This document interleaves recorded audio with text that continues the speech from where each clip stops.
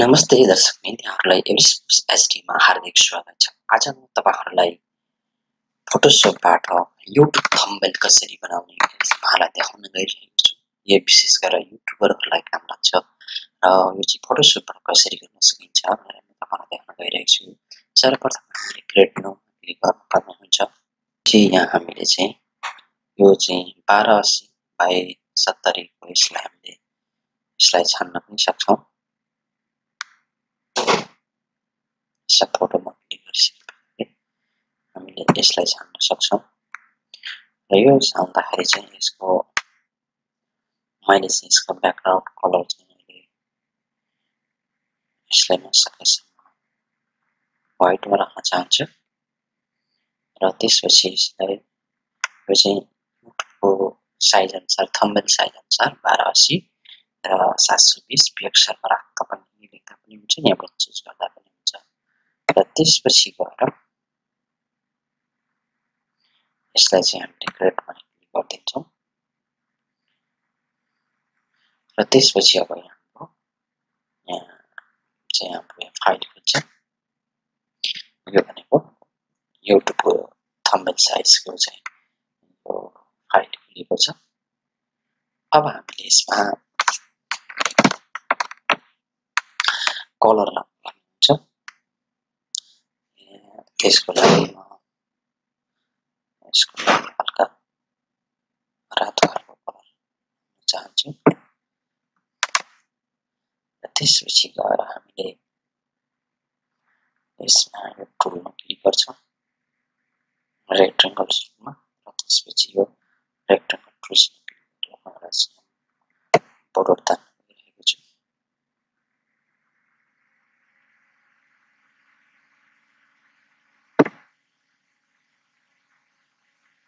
र त्यसपछि यसमा म हल्का कलराइज कलरको लागि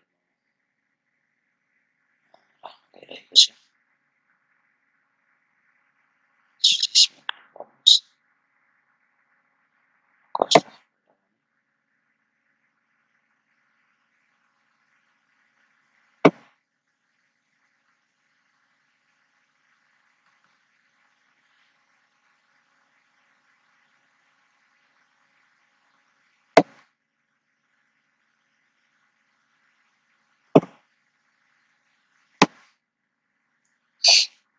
यो खालको चाहिँ म बनाउन गइरहेको छु।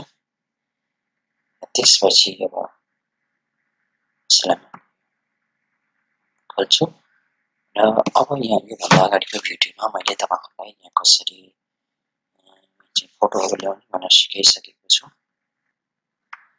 अब यसको मैले यसमा फोटो कसरी गर्ने भनेर पहिला पनि भनिसकेको छु। यसमा चाहिँ फोटो रिसाइज गर्न तपाईहरुले योभन्दा अगाडि देखाएको थिएन, त्यसकारण चाहिँ यहाँ फोटो रिसाइज गर्न देखाउन गइरहेको छु। यो इमेज साइज हुन्छ। त्यसपछि गएर हामीले यसमा अलि ठुलो छ, त्यसकारण म यसको साइज बढाउन चाहन्छु।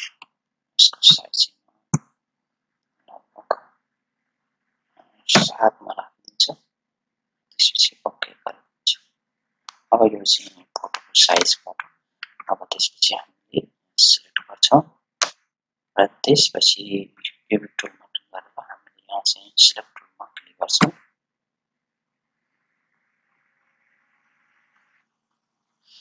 त्यसपछि हामीले गएर एडिट फाइलमा क्लिक गर्छौं। त्यसपछि कपी गर्छौं। त्यसमा ब्याकग्राउन्ड फाइलमा जान्छौं। त्यसपछि फेरि एडिटमा गएर हामीले पेस्ट गर्छौं। अब यही तरिकाले यहाँ जति पनि ल्याउन सकिन्छ। हामीले यही तरिकाले ल्याउनु पर्छ। अब त्यसपछि यो चाहिँ अलि बेलेग फोटो काट्ने तरिका बेग्लै भएको कारणले यसमा चाहिँ अब हामी यहाँ पेन टुलको प्रयोग गर्छौं र यो पेन टुलमा क्लिक गर्छौं। त्यसपछि यो साइजमा क्लिक गर्ने र यसलाई माथि लाएर यो साइजमा क्लिक गर्ने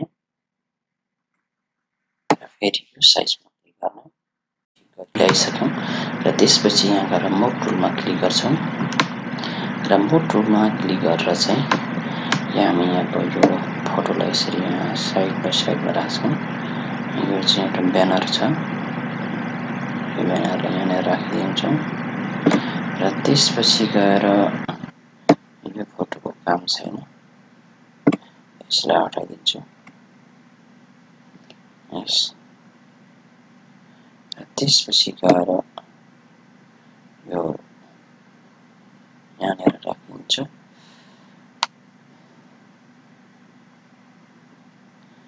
अब हामी यसमा केही टेक्स्टहरु लेख्न गइरहेका छौं र यो ब्यानर चाहिँ हामीले अझ ठूलो बनाउन पनि सक्ने रहेछौं, किनकि यहाँ ठाउँ छ। त्यसको लागि यसको यो ब्यानर हटाएर म ठूलो ब्यानर बनाउन राख्छु।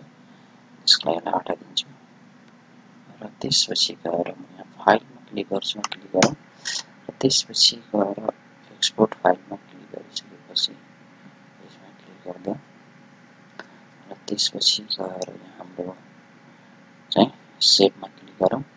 यो चाहिँ हाम्रो त फाइलमा गएर बस्छ, ब्यानरको ठाउँमा राखिदिन्छु, नाम दिन्छु र ब्यानर हटाइदिएर राखिदिन्छु। त्यसपछि यसलाई हामीले हटाइदिन्छौँ र अहिलेको नयाँलाई ल्याउँछौँ फाइलबाट।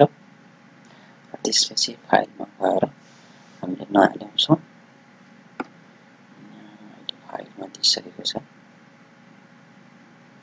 12 दिइसकेपछि यो ल्याउँछौँ र यसलाई ल्याएर हामीले यहाँ राख्छौँ र त्यसपछि गएर एडिटमा गएर हामीले यसलाई चाहिँ एडिटमा गएर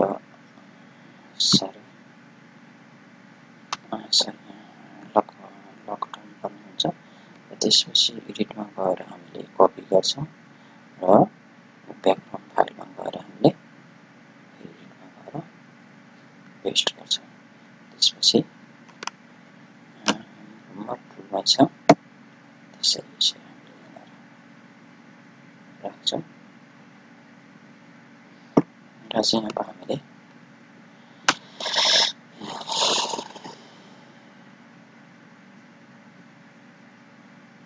हामीले यसमा टेक्स्ट लेख्नु पर्ने हुन्छ। अब हामी सर्वप्रथम यहाँ माथि गएर टेक्स्टमा क्लिक गर्छौँ। टेक्स्टमा क्लिक गरिसके पछाडि हामी यसको अक्षरमा चाहिँ सेतो बनाउन चाहन्छौँ, किनकि यो रातोमा छ। त्यसपछि ओके गरिदिन्छौँ। यहाँ गएर मैले भाषामा क्लिक गर्छु, ल्याङ्ग्वेज परिवर्तन गर्नको लागि र म यसमा चाहिँ लेखेर अब मैले यहाँबाट यसको साइजमा लेखिदिन्छु 72 र त्यसपछि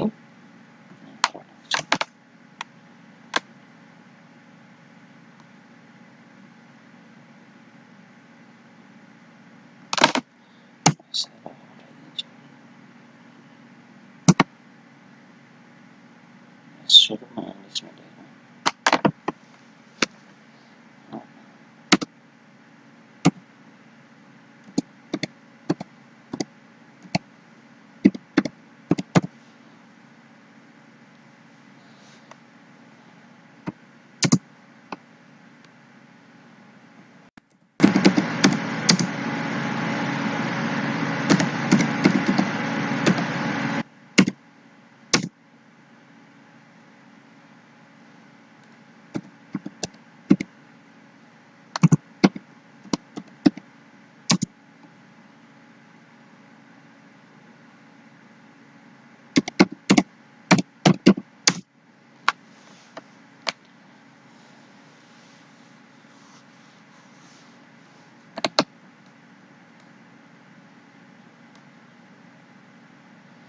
त्यसपछि यसको फन्टमा म क्लिक गर्छु र फन्टमा क्लिक गरेर यसलाई मैले फ्ल्याग स्टाइलको राखिदिन्छु र ओके गरिदिन्छु र यसलाई म टुलमा क्लिक गरेर यसलाई हल्का सेन्टरमा ल्याउँछु।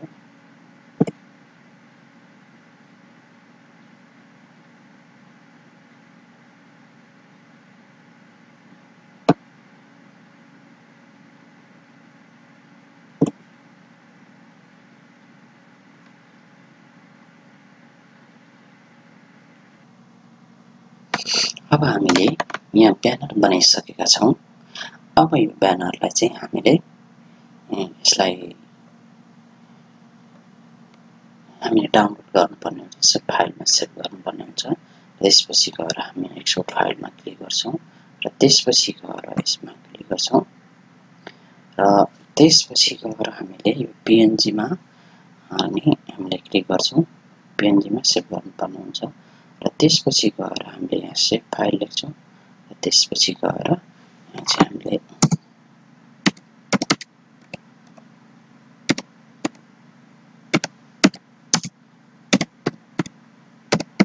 YouTube thumbnail लेख्छौं र त्यसपछि हामीले सेभ गर्छौं र यही किसिमले हामीले YouTube को thumbnail बनाउन सक्छौं आजको भिडियो तपाईलाई कस्तो लाग्यो म सिम्पल तरिकाले तपाईहरुलाई देखाएको छु यसमा धेरै तोडमोड गरेर अझ राम्रो पनि बनाउन सकिन्छ र अझ यसलाई चाहिँ अझ यहाँनिर चाहिँ यस्तो गरी यहाँनिर जोड्दियो भने पनि अझ राम्रो हुन सक्छ र तपाईहरुले यो तरिकाले भिडियो बनाउन सक्नुहुन्छ हस् त आजको भिडियो कस्तो लाग्यो तपाईलाई यो भिडियो राम्रो लागेको खण्डमा हाम्रो एभरेस्ट पोस्ट एजलाई सब्स्क्राइब शेयर अवश्य गर्नुहोला हस् त धन्यवाद नमस्ते दर्शकबिन यहाँहरूलाई एभरेस्ट पोस्ट एचडी मा हार्दिक स्वागत छ हाम्रो यस्तै राम्रो फरक भिडियो हेर्नलाई हाम्रो एभरेस्ट पोस्ट एचडी लाई सब्स्क्राइब गर्नुहोस् साथै नजिकै भएको नोटिफिकेसन बेललाई पनि दबाउनुहोस् ताकि हामीले भिडियो अपलोड गर्न साथ यसको नोटिफिकेसन तपाईलाई जानेछ र तपाईले हाम्रो भिडियो सुरुमा हेर्न पाउनुहुनेछ एभरेस्ट पोस्ट एचडी लाई सब्स्क्राइब गर्नुहोस् र म फेरि पनि भन्न चाहन्छु सब्स्क्राइब अवश्य गर्नुहोला है त हस् त धन्यवाद